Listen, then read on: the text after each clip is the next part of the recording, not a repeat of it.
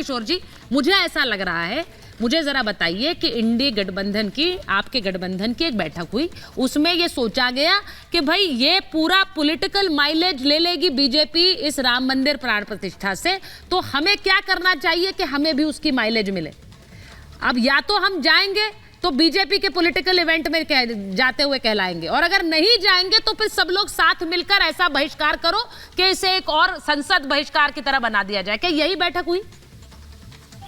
नहीं, देखिए सुचारिता जी, जो देश जानना चाह रहा है कि पिछले 9.5 साल में मोदी सरकार ने क्या किया है, और उसका उत्तर सबको पता है। सबने देखा है देश में कि मणिपुर में क्या हुआ, पहलवान बेटियों के साथ क्या हुआ, अभी बीएचयू में रेपिस्टों को पकड़ने में इतनी देरी क्यों होगी। बुलडोजर चल रही है, लेकिन जब बीजेपी के कार्यकर्ता रहते हैं तो उसमें 2-3 महीना देरी हो जाती है। लोगों ने देखा है कि नौकरी हो, रोजगार हो, चाहे माहौल हो, चाहे सब खराब करने की कोशिश करती है। लेकिन जैसे ही चुनाव का मसला आता है, समय आता है, तो उन्होंने ये कोशिश करने का प्रयास कर रहे हैं राम जी के माध्यम से कि हमारे सारे असफलताओं को तोड़ दो, क्योंकि हम राम भक्त हैं। राम भक्त इस देश में कौन है, राम में आस्था किसकी है, ये भाजपा थोड़े बताएगी या कोई धर्म थोड़े बताएगा। जो लोग वास्तव में हिंदू धर्म के लिए काम करते हैं, आदि शंकराचार्य के द्वारा जो 4 पीठ का है, उसमें से 2 लोगों ने तो ये कह चुके हैं, अस्वीकार भी किए हैं, क्या वो भी एंटी राम है, वो भी एंटी मोदी है। इस तरह की बात कहने का एक ही उद्देश्य है कि जो सरकार अपने असफलताओं से घिरी हुई है और झूठा प्रचार पूरे देश में कर रही है, विकसित संकल्प भारत यात्रा के नाम पे या तमाम तरह के सवालों पे, वो कहने का ये जो काम कर रही है, उससे बचने का तरीका है। नहीं तो ऐसी क्या जरूरी थी कि अधूरा मंदिर में प्राण प्रतिष्ठा समारोह रखा जाए। ये तो धर्म गुरु कह रहे हैं, धर्माचार्य कर रहे हैं, कोई आरजेडी और कांग्रेस थोड़े कह रही है। जो इसमें आपत्ति है, अच्छा मुझे ये बताइए, संस्कृति और रिचुअल्स के आधार पे प्रोफेसर साहब, तो शंकराचार्य कह रहे हैं। प्रोफेसर साहब मुझे एक बात बताइए, प्रोफेसर साहब मुझे एक बात बताइए, लालू जी, नीतीश जी, तेजस्वी जी, इनमें से कोई जा रहा है प्राण प्रतिष्ठा के लिए? देखिए, लालू जी के पास निमंत्रण नहीं आया है। अच्छा। ये बात आपको भी मालूम होगा, मुझे नहीं मालूम है कि गया है कि नहीं गया, लेकिन जितनी सूचना है सार्वजनिक पटल पे कि नहीं गया है। लेकिन वहाँ जाने और नहीं जाने का मतलब इसलिए नहीं बनता है, नहीं मतलब बनता है सर, मतलब बनता है, मैं इसलिए बता रही हूँ। नहीं, मैंने ये सवाल इसलिए पूछा क्योंकि आपके जो नेता हैं, आपके नेता लगातार राम मंदिर पर बयान दे रहे हैं, और उनमें से एक ने तो ये भी कह दिया, अजय यादव साहब, आप जानते होंगे उन्हें, वो ये कह रहे हैं कि यहाँ पर अपने ही लोगों से बीजेपी ब्लास्ट करवा देगी।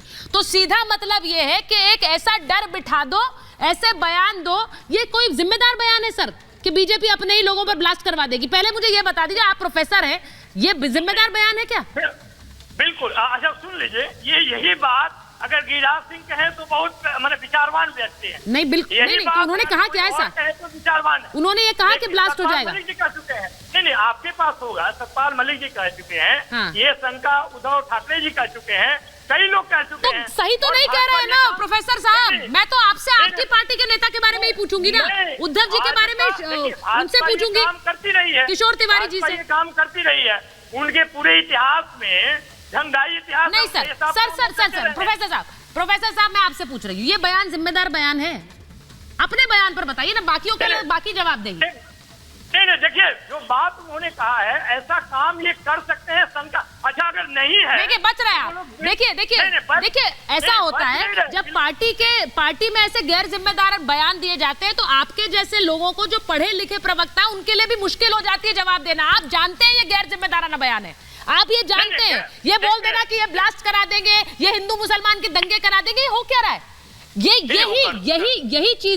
यही चीजें जाकर प्राण प्रतिष्ठा के कार्यक्रम के समय इतनी सिक्योरिटी रहेगी, वहां पर जिस तरह के इनपुट्स आ रहे हैं, भाई सोशल मीडिया एक पूरा खेल है, और वहां पर क्या क्या चीजें चल जाती हैं, बयानों के माध्यम से लोगों को कहा जाएगा आप मत जाइएगा, यहाँ ब्लास्ट ना हो जाए। यही तो होता है ना के शर्मा जी, और यहाँ नेताओं के बयान आ रहे हैं ऐसे, किसी और को तो छोड़ ही दीजिए।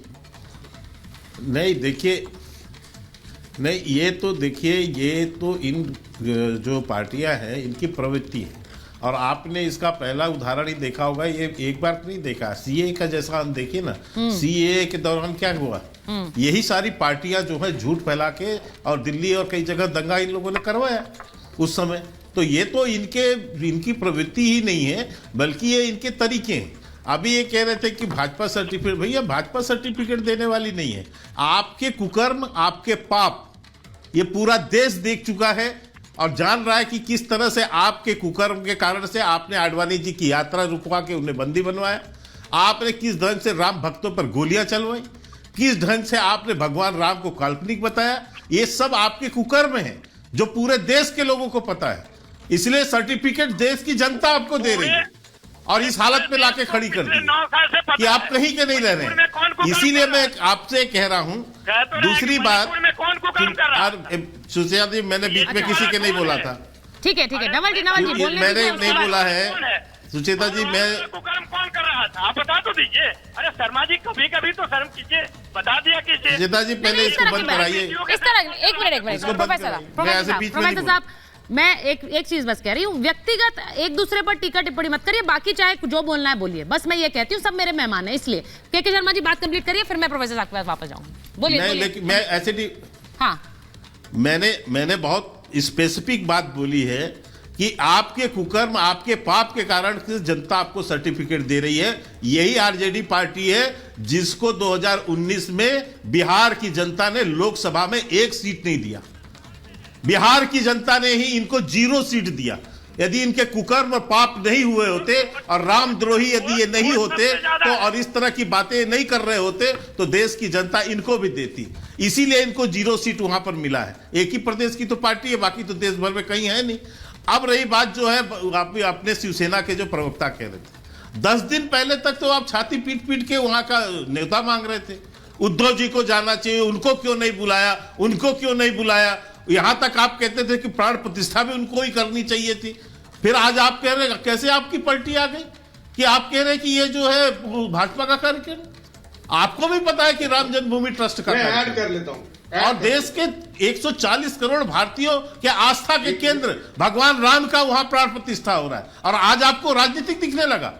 इसीलिए आप कह रहे हैं कि आप जो सोनिया सेना बन गए ना शिवसेना की जगह, जो सोनिया सेना बनकर आप खड़े हैं, इसके कारण से आपकी ये दुर्गति और ये कुबुद्धि आपके अंदर है। इस तरह से आप आपकी भाषा बदली है और आज यही काम सुचेता जी मैं कह रहा हूं, ये जितने घमंडिया गठबंधन लोगों ने मिलकर जो कर रहे हैं, ये भारत के इतिहास में ये कलंकित काले अक्षर में लिखे जाएंगे इन पार्टियों के नाम, और ये भी लिखा जाएगा। हिमंता बिस्व शर्मा ने स्वतंत्रता भारत की थी, उस दिन ये लोग विरोध में खड़े थे। वो क्या कह रहे हैं, वरुण जी आ रही हूँ, सुन तो लीजिए वो क्या कह रहे हैं। हिमंता बिस्व शर्मा कह रहे हैं कि गांधी परिवार बाबर के मकबरे पर जाता है, भगवान प्रभु श्री राम के मंदिर में नहीं आएगा। ये बता रही हूँ, हिमंता बिस्व शर्मा का कांग्रेस पर निशाना है। वो कह रहे हैं कि जो बाबर के मकबरे पर जाते हैं वो कैसे आएंगे प्रभु श्री राम के मंदिर। अब ये देख लीजिए, मुझे ऐसा लगता है कि इसमें कांग्रेस ने अपना कौन सा फायदा ढूंढा। अगर राजनीतिक लाभ भी ढूंढ रही थी कि नहीं जाती है